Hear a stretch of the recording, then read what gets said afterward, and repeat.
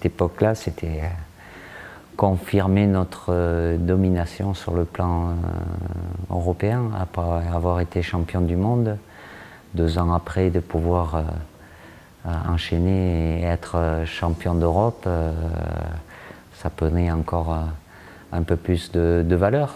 Ça a été aussi, si ce n'est plus difficile. Et puis à titre personnel, voilà, puisque j'étais un peu en fin de carrière ou au bout, et je savais avant de commencer la compétition que ça allait être ma dernière compétition avec l'équipe de France, quoi qu'il se passe.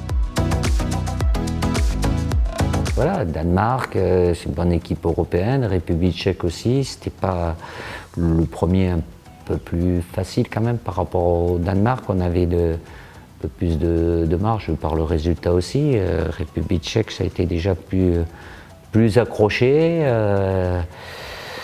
Bon, comme je viens de le dire, l'objectif est atteint, on est qualifié après le deuxième, même si l'objectif était de finir premier, on n'a pas réussi à le faire sur ce 3e match face aux Pays-Bas que l'on a perdu. La première partie, pas dans la facilité, mais en atteignant l'objectif, mais malgré tout, on est qualifié, mais on finit sur un 3e match où on le perd et on est 2e. Donc si après il y a... Tout dépend comment ça se passe après pour le quart de finale. Si le quart de finale se passe bien, il n'y a rien qui ressort. Ouais, mais pourquoi ils n'ont pas fini premier? Pourquoi ils n'ont pas fait en sorte de... Comme on passe le passage des quarts, il n'y a pas d'incidence. Mais sur le moment, malgré la qualification qui était l'objectif, tu restes sur une défaite au 3e match et une qualification, mais en étant 2e. On part sur autre chose. Là, il n'y a pas de choix. Là, on ne peut pas gérer. C'est élimination directe avec. C'était magnifique qu'ils aient pu mettre le but en or. Quand on est du bon côté, c'est fantastique. Belle équipe à souvenir. Il y avait de belles générations. Voilà, ça se jouait pas à grand chose, on est malmenés, il y avait vraiment de la qualité avec une génération expérimentée aussi, qui était évidemment très représentative des 2 grands clubs, Barcelone et Real Madrid, donc on avait l'habitude de se jouer, mais ouais, ça a toujours été des confrontations difficiles, mais on est passé par un petit trou de souris, mais on est passé quand même. Voilà, ça se joue pas à grand chose. Quand ça tourne du bon côté, bon, on s'en rappelle pas trop. Hein. On a une mémoire sélective et on se dit, non, c'est passé, quoi. Ouais, mais ça ne tient pas à grand chose des fois, comme souvent. Hein. Comme basculer du bon côté ou du mauvais côté. Autrement, si on est du mauvais côté, on fait les bagages, on rentre à la maison. Bon, c'était pas notre cas, heureusement. Génération de Portugais, il y a un moment qu'ils étaient là, on se connaissait tous bien puisqu'ils étaient dans les meilleurs clubs étrangers. On avait du répondant, on menait, bon, après on va en prolongation et puis avec cet épisode, à l'époque il n'y avait pas la VAR, avec ce penalty que l'arbitre central ne voit pas, qui est signalé par l'arbitre de touche. Puis ça je m'en rappelle vraiment bien, je ne me rappelle pas de tout, mais avec... les Portugais qui font un harcèlement, certains sur l'arbitre de touche, sur l'arbitre central.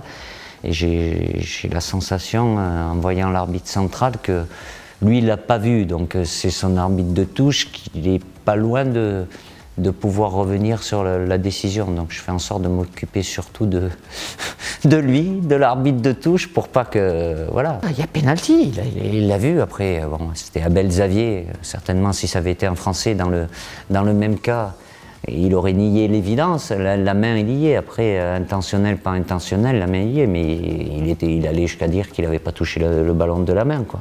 L'arbitre est peut-être masqué, il ne voit pas l'arbitre central. L'arbitre de touche voit bien. Il a été solide. Parce que quand ça vient, il y a une place en finale, quoi. Et puis si le pénalty est marqué, ça s'arrête là. C'est chose qui s'est passée. Mais ouais, il y a eu, ça a mis, je sais pas, il y a eu 2-3 minutes. Bon, j'étais content qu'il confirme. Après, bon, Zizou, il était là pour ça, il fallait qu'il le mette. C'était pas simple non plus, mais j'ai pas eu peur, mais je voyais le doute sur le visage de l'arbitre, comme lui, si lui il voit, là c'est son collègue, il repousse un peu tout le monde pour aller voir et qu'il soit vraiment sûr, l'arbitre assistant, qu'il avait vu main. Il n'a pas bougé, mais l'arbitre central, il est obligé, il fait confiance sans que lui ait réellement vu. Donc, je comprends la responsabilité qu'il a aussi. Puis les Portugais, il y a les Italiens qui sont bons pour ça. On n'a pas été trop mal nous non plus. Donc, voilà. J'ai pas été le seul, mais j'ai pas lâché l'arbitre pour pas que, voilà, qu'il puisse avoir un doute plus important. Mais il avait le doute. Enfin, j'ai senti ça comme ça. J'ai ressenti sur son visage qu'il y avait un doute. Et c'est un doute, si c'est pour une qualification, c'est toujours important. Là, il y a une place en finale, quoi. Et puis comme il y avait but à Nord, ça pouvait s'arrêter là, et ça s'est arrêté là. Bon, c'est Zizou, il ne peut pas se permettre de rater un pénalty. Oh, mais il était tranquille, oui, après, confiance, il l'avait en lui, nous on l'avait en lui aussi, mais bon, ça peut changer l'histoire, il faut toujours le mettre. Ça semble évident, un pénalty, oui, s'il le tire bien, le gardien peut rien faire, mais bon...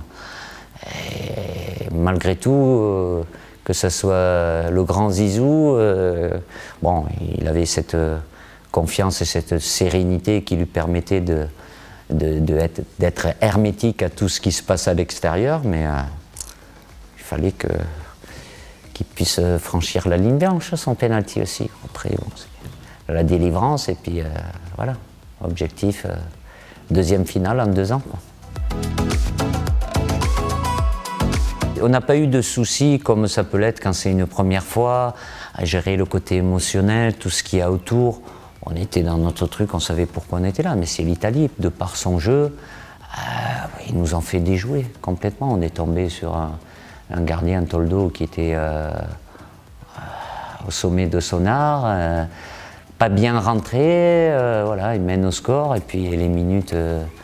qui passe, et on se dit, enfin moi je me suis pas dit ça tant que l'arbitre n'a pas fini, mais bon, je pense qu'il y en a beaucoup sur le terrain, mais surtout sur le banc de touche, sur la fin de match, puisque en avoir parlé après avec ceux qui étaient de notre côté, qui étaient sur le banc de touche, ils étaient déjà, pour eux ils avaient déjà gagné, et puis c'est sur une action et un but où Toldo, après tout ce qu'il avait fait avant, je pense qu'il peut faire mieux. Je veux pas enlever le mérite à Sylvain Wiltord, mais et puis là bon ça bascule. Pour eux ils étaient déjà champions d'Europe, nous on n'était pas bien, mais tant qu'il a pas sifflé, on n'était pas beaucoup à y croire. Moi j'y croyais parce que j'ai ça dans mon esprit, mais de faire ouais, on sait jamais sur une erreur, sur quoi que ce soit. Je suis fait comme ça, j'ai été fait comme ça, je changerai pas.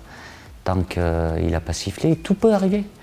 Tout peut arriver, même une situation, un scénario improbable, c'est ça la magie du sport et du football, où ça se joue à peu de choses.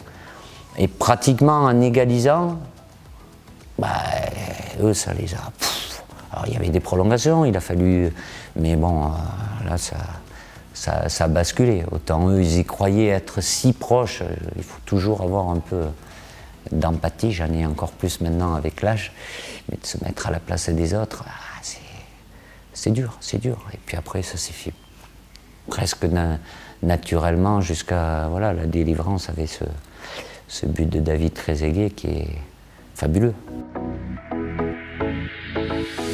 On fait un changement qui n'est pas tout à fait, comment je pourrais dire, je ne veux pas dire cohérent, parce que tout peut exister, mais il sort Bichente Lizarazu, qui est arrière-gauche, et il met Robert Pires. C'est une option très offensive, et c'est de là que vient le danger avec Robert. C'est peut-être pas très rationnel, mais voilà, je pense pas qu'on ait retenu beaucoup ce fait-là. Moi, après, avec le temps et en avoir discuté, d'avoir fait ce choix-là, non pas au détriment de Lisa que j'adore et qui n'était pas moins bien que les autres, mais c'est un choix offensif et c'est ça qui nous a fait basculer du bon côté. Moi, ça s'est joué à 40 secondes. C'est souvent les joueurs du banc qui font la différence dans ces grandes compétitions. Il ne faut pas lâcher, il ne faut pas les lâcher. Eux, ils n'ont pas lâché, ils savaient qu'ils avaient peut-être, allez, j'aime pas ce terme-là, mais des miettes entre guillemets, le temps de jeu était un peu limité, mais ils étaient là et à chaque fois, le peu de temps qu'ils avaient, plus ou moins long, bah, leur devoir c'était de faire changer la donne, quoi. Ah, ouais, ça n'est pas facile, hein. Demi-volée, bon, gaucher, droitier, même s'il est plus droitier, mais il était jeune, hein. Et il en a mis beaucoup après. Il a, malgré sa stature qui est plutôt grand, il a une souplesse de hanche, une habileté devant le but qu'il a encore amélioré par la suite, mais c'est quelque chose qu'il avait, qui était inné chez lui, et là de faire cet enchaînement, c'est pas facile, hein, en termes de souplesse, de vitesse gestuelle et de précision. Voilà, c'est David. Mais j'ai eu encore là 1-2 secondes. Ah mais oui, je me dis, j'étais près dans ma tête à dire oh, on se replace, parce que quand on marque les fusions, machin, je dis oh, oh. Et puis non, et puis je vois Roger qui part de son banc de touche avec les bras en l'air pour aller. On avait le cop des supporters juste derrière ce but-là aussi, donc après c'est évidemment la délivrance. Et 2 ans, champion du monde, champion d'Europe, je ne vais pas me la raconter ou faire croire, mais avec le recul, on se rend compte du poids que ça a et dans l'histoire déjà. Et il fallait le faire quand même s'il y en a d'autres qui l'ont fait après, mais il fallait le faire, quoi. Il a pris un train en route et qui fonctionnait très bien. Et c'est une intelligence de dire, moi je ne suis pas là pour modifier quoi que ce soit, juste pour qu'il continue. Évidemment, ça dépendait de nous, on avait beaucoup de respect pour lui, il aurait pu amener, modifier des choses. Il avait vu que ça avait marché, il comptait sur nous, faisait confiance, on était très très responsabilisés. Je vous donner un exemple, tout ce qui était échauffement dans les entraînements et tout ça, il n'avait même pas à s'en occuper, on se prenait en charge et je dis Roger, on est prêt et l'entraînement commence.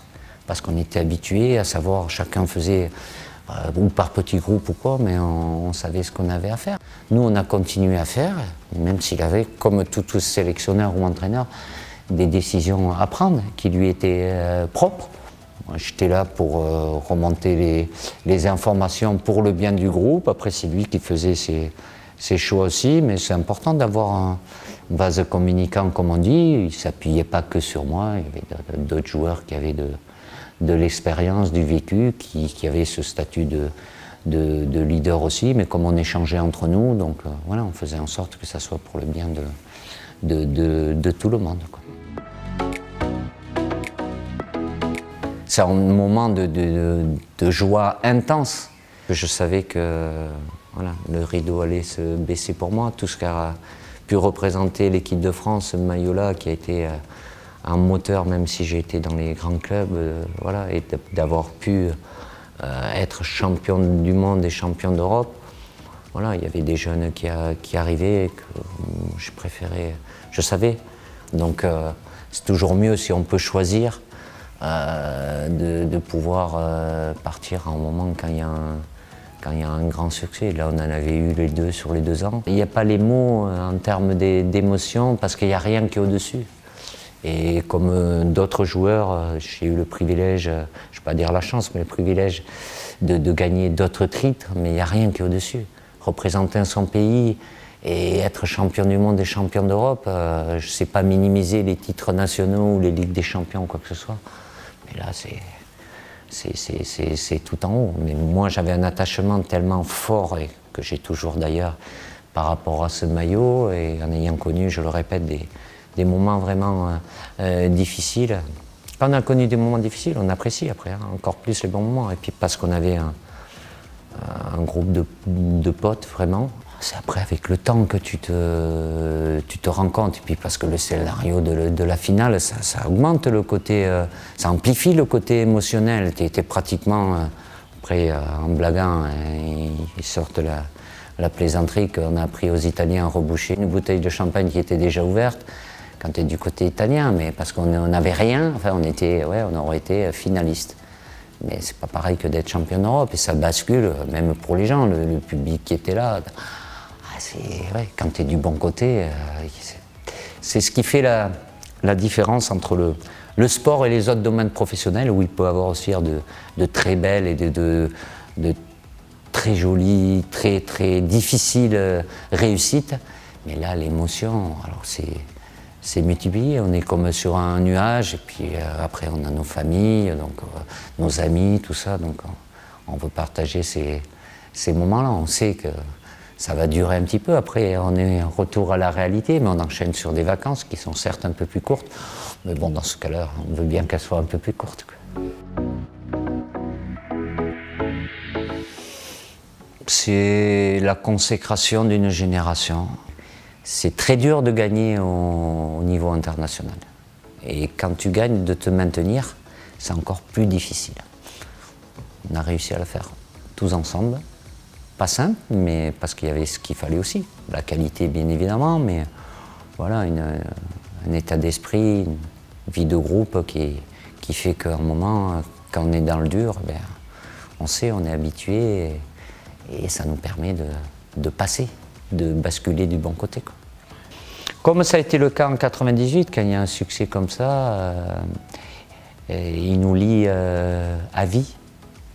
À vie, parce qu'on a vécu cet événement, ce bonheur ensemble. On a des routes, on emprunte des routes différentes. On n'est pas forcément obligé d'être tous des grands amis, mais quoi qu'il arrive, on est reliés par ces deux succès, que ce soit le titre de champion du monde et de champion d'Europe.